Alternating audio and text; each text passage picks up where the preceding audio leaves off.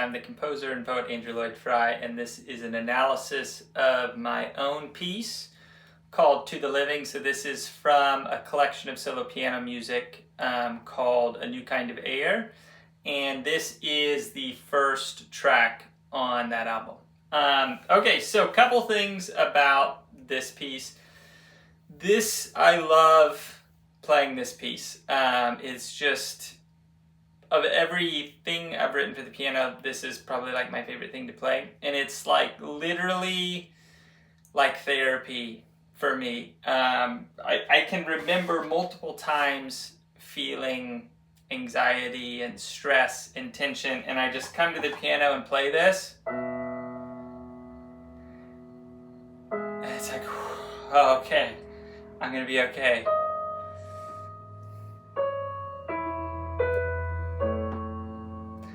Which really was the idea. I mean, the whole album is a little bit like therapy music, in the sense of I wanted something super soothing, super calm.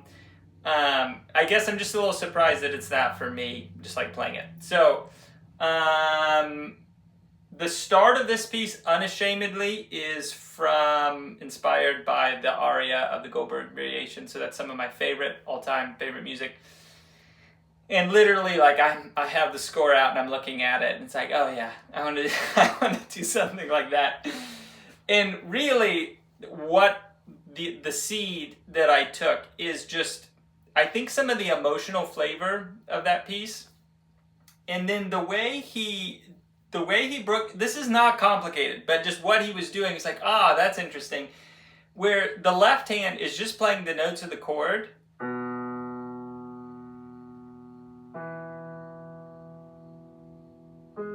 But it was like super slow and super slow.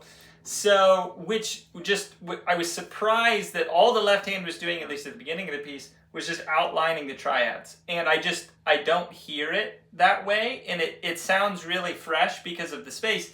And just, if you're doing this, it's just very, very familiar. And just by putting space between the notes of the triad, that kind of felt like that was taking me somewhere else. So, thank you, Bach, for that inspiration. Okay, so I played this a second ago. Let me just play the introduction here. This is the first 4 measures.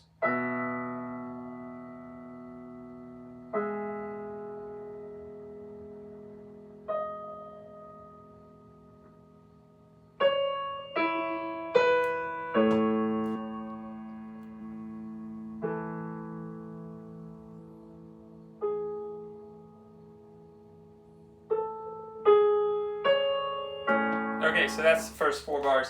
So left hand, the first 2 measures, I just go from B to G sharp. So I'm really doing an E major chord. There's no E in there, but the melody note is the E.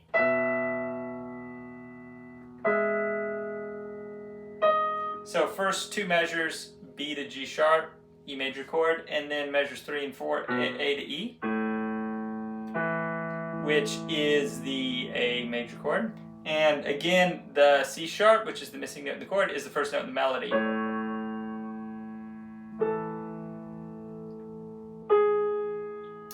All right, so let's talk about the melody. So if we do it in fast forward. Oops.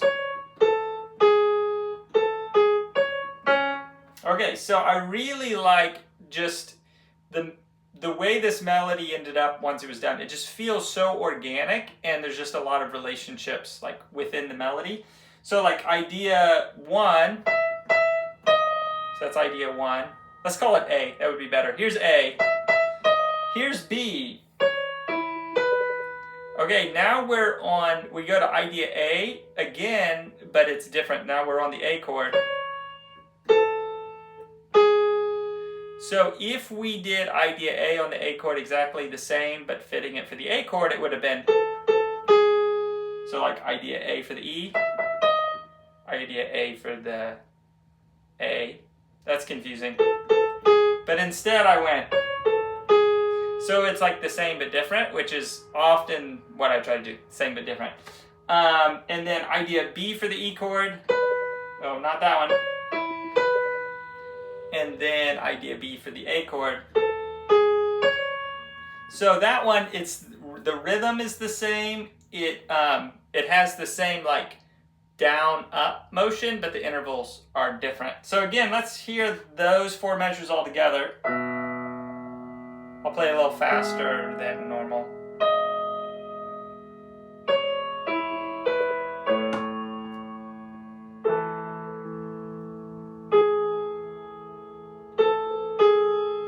Okay, so first 4 measures. Now we go to measure 5. And I'm just doing the same thing with the left hand this whole time, where it's just like 2 notes of the chord, and it's like the root in the 3rd, or the 5th and the 3rd, or, you know, or the, yeah. So that idea keeps going, the chords keep changing. So measure 5.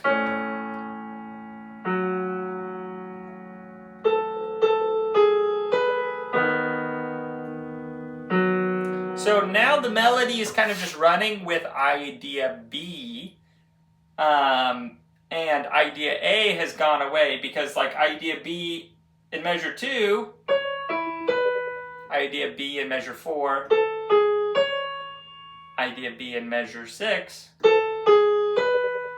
So you can hear that the rhythm is all the same, and they all have this like start on a note, jump down, jump up, and that little fragment in measure 4 and 6 are like almost exactly the same. So here it is in measure 4. Here it is in measure 6. So you can hear almost the same thing. So that is the first 8 measures. Now it's two, each harmony is 2 bars. So originally I conceived it as like every harmony is 1 bar, but I realized that's like thinking of this piece at like 30 BPM, which metronomes don't even go to that. So it's like, okay, it'll be 60. I thought these were quarter notes. Like that's how I was like thinking of it. It's like, okay, those are half notes, 2 measures per harmony. So once we get to measure 8, things change a little bit. Let's see, let's just play a little bit of it.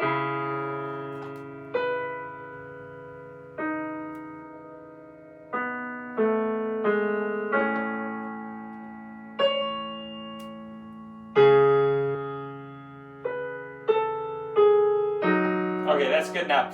So, kind of just like new idea here. So that's not really based off of anything melodically coming up. This, I feel like, is so effective of like beautiful sadness. Like this particular note. So it's like E up to B and then D sharp. It's like that note. It's like, oh, that's good. That's a good note. So we have this thing. This is again measure 8 and 9. And then the left hand does this. So a big thing that was different about this whole project is, number one, a lot of it is like note on note. So it's like the left hand's playing 1 note, the right hand's playing 1 note. Oops. And I just really liked that super open texture, and that was something that I had personally not experimented with much. Again, definitely inspired by Bach. But you have a sense of counterpoint without even trying, just because like it's so bare bones that you know each part is more, you can like hear each individual voice. Now I would say this is like baby counterpoint. This is like, you know, like this is not complicated what I'm doing, but I was thinking of it more as melody on melody than normal. And normally that's not like a super high value. I'm more like rhythmatizing what's accompanying the melody versus melodizing. That's probably not the word, but you probably know what I mean. But I liked experimenting with making the left hand a little bit more melodic. So like this thing right here. So just like, oh, that's a little melodic fill-in material from the left hand. And the general, like, super simple idea is like when the right hand is less active, the left hand can become more melodically active. Now, the other thing that's interesting about that is the rhythm of these three notes is again triplets on beat 3 and 4 of the measure. So that's happened 1, 2, 3. This is the 4th time that that's happened in like 10 measures, but it's in the left hand and it's not doing the thing. It's just going straight down. And then picking up from there, this is like measure 11. And then here's that triplet thing descending. But now it's in the right hand. Before it was, and that's actually the exact same notes. So let's hear that together. Here it is in the left hand.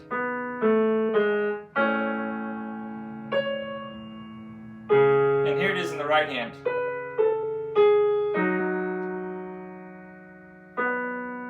And here it is one more time in the right hand. Okay, and then that's like the cycle, pretty much.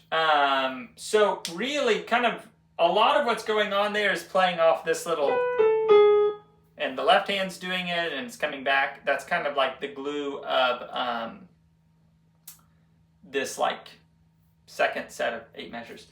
So then, it's almost like, what happens in the music next is almost like a copy and paste on the right hand. So this thing just stays the same.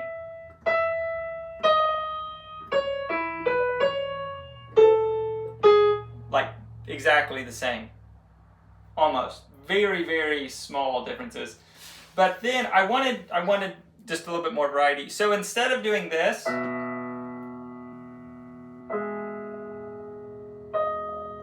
I just spiced it up a little bit and just put a couple more notes in there.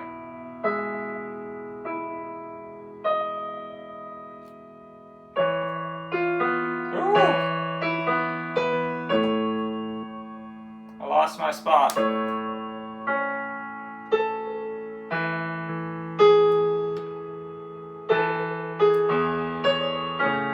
So I just liked it being like a little bit active, but I pretty much wanted the same thing. So I just experimented with, okay, let me play this note again up an octave, or add this chord tone. Very occasionally I go to actually playing 2 notes at the same time, but most of the time I'm not even doing that. And then that repeats, or that doesn't repeat, but that goes through the whole cycle. So that's kind of like A section again. There's a B section. I'm not going to go over that as far as the analysis today, and I wanted to skip to the end. So, well, before that, so it goes to this B section. This is kind of a new idea, new melodic content. And then it returns back to this. And it's just exactly like the beginning again. There we go. Okay, so then we go to the ending, and the ending is a little bit of a shift in emotion to just like a little more bright, and this is, I don't know if I would describe this as a sad piece. It certainly feels like somber, but beautiful and lovely. Maybe something sad's happening. I don't know. And certainly the context of my life, it was like a hard, sad situation. But this ending feels like this release of emotion. Not like explosion, but kind of like a breakthrough to a more positive space. So I took that same like left hand slow chord thing.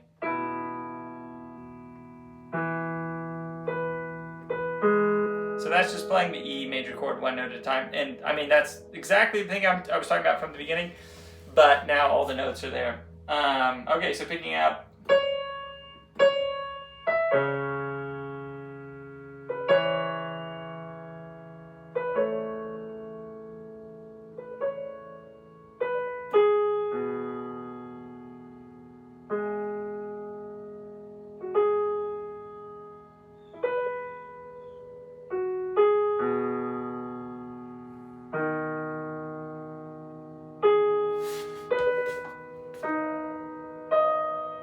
that note. Sorry.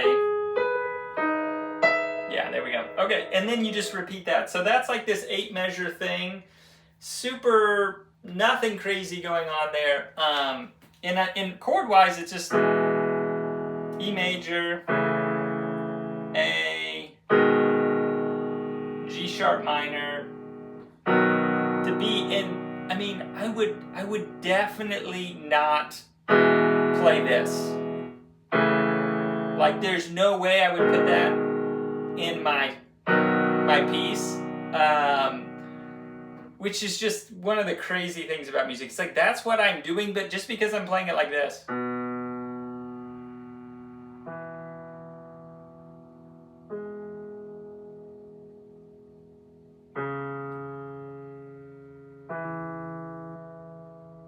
It's like, I think it sounds great.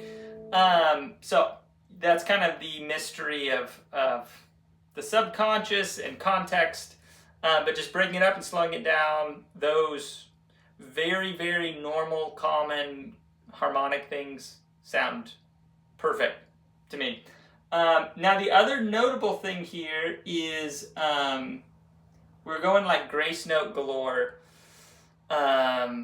So I don't know, probably a little Stravinsky influence there. He was like Mr. Grace Note. And for some reason those were just like very, somehow those helped me get to the emotional place that I wanted. So like measure 3 of this section.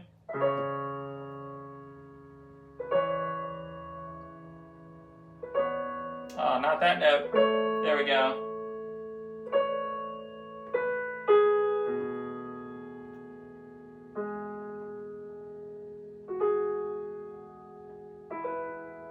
So that's like something where it's like, this wouldn't, without those, this just wouldn't be right. It's almost like this melody is about the grace notes. And then, so that's 8 bars, and that can be repeated, you know, as many times, that ending, as like the player wants to. It's just like, it's not going anywhere, it's not changing, and it's kind of just like wrapping it up in this conclusion to the piece. All right, thank you so much for watching. That's it for this one.